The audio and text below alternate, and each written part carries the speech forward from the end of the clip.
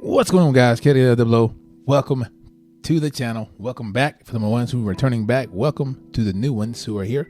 If you're new to the channel, welcome. The name is KDLWO. Here on my channel, I talk about everything from designing, developing, technical skills, as well as those soft skills that are needed to land you that first dev job. That's something that you like and it interests you. Please feel free to like, share, and subscribe. All right, this is usually when we'll drop the little intro for the channel. So let's drop it.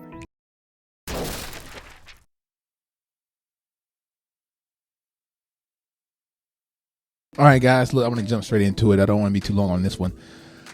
It's been a little while. So I skipped last week, had a lot of stuff going on for work. Hey, shout out to the ones who got the full-time job and they're still doing this content creating piece on a weekly basis. This is a challenge, folks. This is super duper a challenge, but we're going to work it out. We're going to figure it out. And we're going to keep doing what we're doing.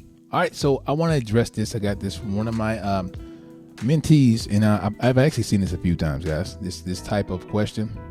So especially right now. So I want to address it real quick. So let me take a look at it real quick. So what's going on, Kev? I recently applied to company X, and I received a message from them saying we will get back with you shortly, and that was several weeks ago. Should I be worried? Why can I not find any jobs? So guys, listen, this is what we have going on here. So he's feeling that the company is not interested in him. He's also feeling that maybe he's done something wrong, or he doesn't have what it takes. Or so, a lot of these things go on. And I have so many other people who reach out to me and wanted the same thing, how did you get in? Because it's so hard to get in. It's saturated. I'm seeing on Twitter tech that quit gassing people up to get these type of jobs. Not towards me, but just towards somebody else. Don't quit gassing people up to get into this. Tech's dead. It's not happening, blah, blah, blah. And here's the thing, guys. Here's the thing. When people tell you it takes luck and just being presented with an opportunity at a very opportune time, that's what it is. Same thing for me. I shouldn't even be here necessarily in the position that I'm in. I'm very fortunate in that. And honestly, with that being said, I had a certain level of expectation too, because I had a rinse and repeated process. This worked 2 times in a row for me, and when it comes to tech, but it's always worked for me, period, for these reasons right here. So I want to mention some things that could be a reason why you haven't heard anything. All right. So I'm going to mention these reasons, and then I'll follow up with other 2 factors that could be the case. But let's make sure we have this on point. When you have these on point, then this will not have to be a thing you necessarily worry about. You just kind of keep it moving. All right. So which you should be doing anyway. Let's dive into it. So your portfolio, if you even have one. If you don't have a portfolio, that's the first problem. You need some work showing, or should I say a platform, an area, a space in the webs, in the interwebs, showing that you know what you're doing. Preferably real world experience. I know we got this thing about getting into projects and just following tutorials, and then you're the 100th for the day of a Netflix clone and all this stuff, and it's just no. Okay, let's not do that. Just find a simple real world project. All right, some people are gonna probably get a little mad at this part, but I am an avid believer about just getting into the game. So with that being said, sometimes you have to do what most want. That's what I preach to my mentees. And WordPress be an excellent way to kind of just serve up something, because it's showing that you can complete a project from start to finish. You can engage with a client. You can meet client needs to serve a business need, right? And generate real world results. And that's what it's all about. So maybe you don't have that portfolio even set up yet, or let alone any real world work in there that's worth seeing. That's why it's very key to where you're applying to. Can't just apply to any old place. If we're applying to a startup, then maybe those not tutorial ones. Let's get a little creative. Take a spin off of the tutorials. Do what they do instead of the Netflix. Make it Bake Picks or something like that, or Bake Flicks. Just make it something different, something slightly different. Or instead of using Bootstrap, maybe learn Tailwind, right? Like if you pay attention to where you're applying to, then you should know where your efforts lie. Prime example, if we're applying to a startup, then real world experience, you'll never go wrong with that. But then you can actually do a project type 1 because it'll show your flexibility and some of your tech skills to show that, hey, all right, we can pretty much present them with any kind of interesting project that we may even have in-house, or what we do to service clients. They can do that. All right, so that's probably that one. Get the portfolio together. So I do have a link in the description below. People that I use, SiteGround, they're not a sponsor of this video, but shout out to them. They've been phenomenal over the years, and I'm not going anywhere else. So links down there below. Get yourself started with a very, very simple plan. Get up and running. There's plenty of more places out there, but I got to speak on what I have experience with. Some I've actually had experience with, but when we're talking about just great experience all the way around, this has been the team for me. So SiteGround in the description below. Off that. All right. So next, your resume is scattery. It's scattershot. I call this, even for those portfolios, I call this brand confusion. Understand that you are a brand, and there should be no confusion in your brand. All right. So look, are we graphic designer, UI UX, or are we gonna go into web designing, web development? Are we front end, or are we back end, or are we full stack? We got to have a little bit of some identification going on here, some brand awareness, right? So having multiple brands, being multi-branded, that's a time and a place for that. Again, that's why it's very key. That's what I teach my mentees. Is very key to understand your target audience. Understand the employers you're looking at are a target audience. So you have to know what you need to present from your end to be seen by them, right? So the resume needs to be on point. So I should have right here, right as I speak, a template that I use. This one's tried and true, guys. This is all you need. So you should literally see it on the video right now. Absolutely phenomenal. Very simple. Google Docs. Get it, run with it, and make with it what you will. So if you need help with resume building, again, shout out to me. I will have my link below. We can book a session. Talk about where you're at with the resume, your old resume, new resume. It doesn't matter where you stand on your resume. If you need to have it tech ready, get at me. It's in the description below. All right, so just plain lazy, guys. Plain lazy. Meaning that we have our resume and we're not making any changes.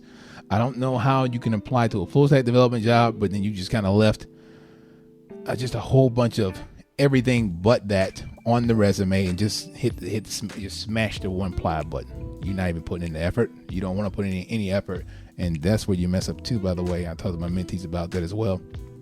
Some positions require you to go to an extra step, just a little bit more, just to see if you'll do it, and you'll be amazed how many don't.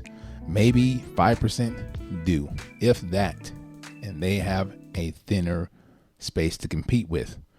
All right, so anyway, you're too lazy. You're not making these necessary changes for the necessary target audience you have, and that could be a problem. Don't expect to hear back.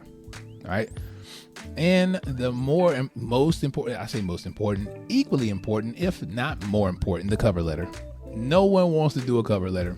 I know, but listen, guys, we're in a world of technology. There's so many different ways to leverage that. I want to simply leave it at that. Use some tools out here, folks, that take care of that cover letter. Let's put something out there that's representing you too.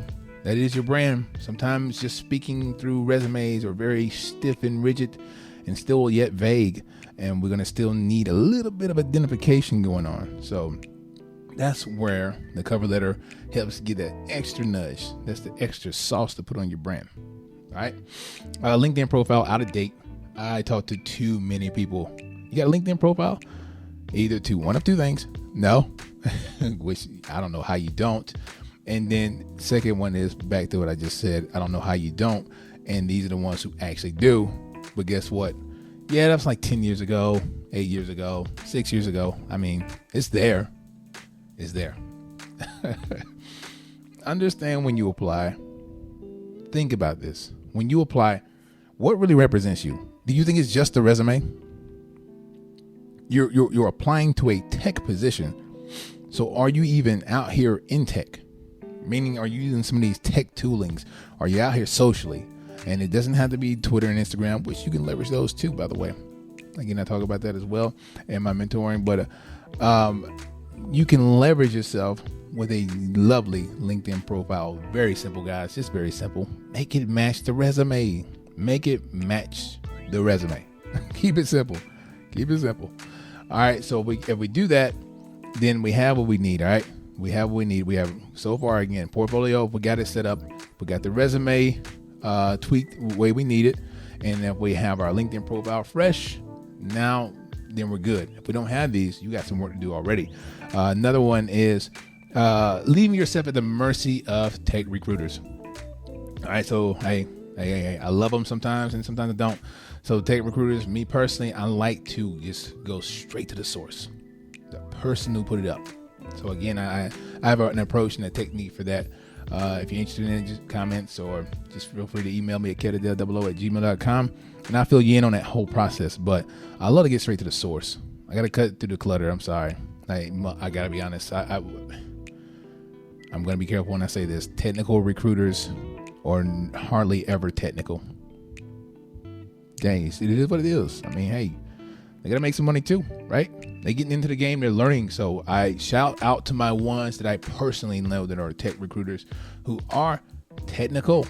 Not many of you. So shout out to you if you are. But for the ones who are not, get your skills up. Come on now. I know. Look, listen, think about it. You got to you trying to cut your check, get your commission.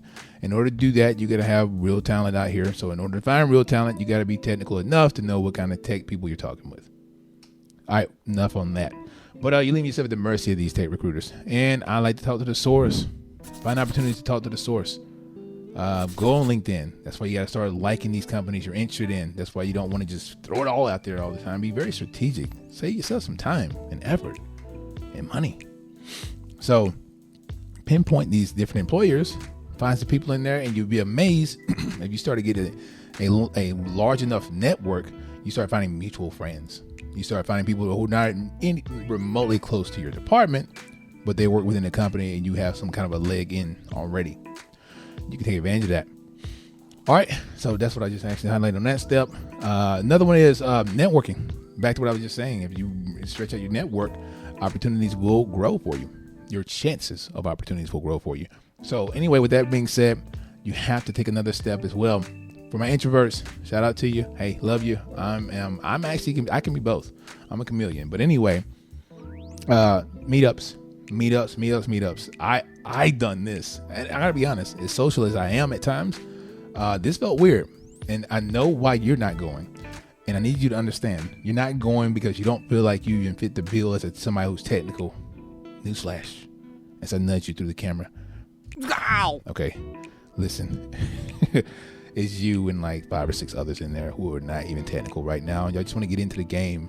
It's not a crime to show up at a meeting, at a group you're interested in, to network and socialize and be a part of the community. It's okay. All right. I'm going to tell you that in advance because I did the same thing and floated around, felt so lost, definitely enjoyed some pizza and some Coke, but Coca-Cola. And, but, anyway, so I definitely enjoyed it. And, it gave me some opportunities. I had some cards in my hand and I did branch out and it could have been in some opportunities, but to be honest, I didn't have my skills up enough at the moment, but there were still opportunities from several people. And I had about 10 different cards, about 3 or 4 were pretty legit. I just needed to be a pinch more at that moment because then they can't wait for my skills. They got to get with people who are already ready to go. So don't shy away from that. It's okay. Go to these meetups, start meeting with people, shake it loose a little bit so you can start kind of getting into the environment, hear the lingo, jot stuff down. Heck, we got ChatGPT. Jot stuff down. I'll give you a pro tip real quick. Anything you hear in these meetups that goes well over your head, jot it in ChatGPT and have it explain it to you as if you were 10 years old. Promise you remember everything at 10 years old. A simple explanation. And I promise you're going to start getting a better understanding of what is going on in these meetings. All right. So you don't practice code.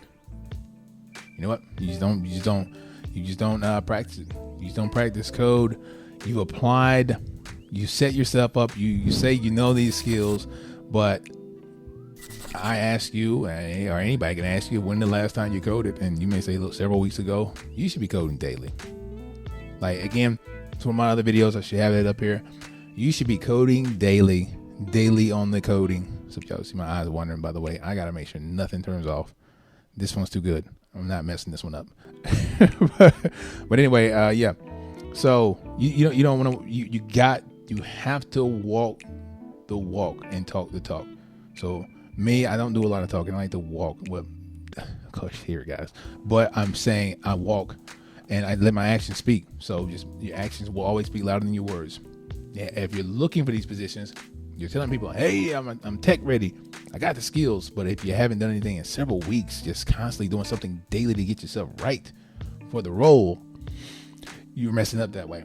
All right, another one. This one, I love my mentees, but I have a handful who done this, and I'm so transparent with them. That's just how I am. I want you to just understand it's coming from an excellent place. I want to save you time. All right, you're aiming way too high. So you're waiting to hear back from Google, and you barely know HTML, CSS. Heck, you need HTML, CSS, and JavaScript. You just got HTML and CSS, barely. Come on now. I see if we're talking about a recruiter role or some kind of other technical role that's not even fully technical, and we're talking about working with Google. I have plenty of friends who do that.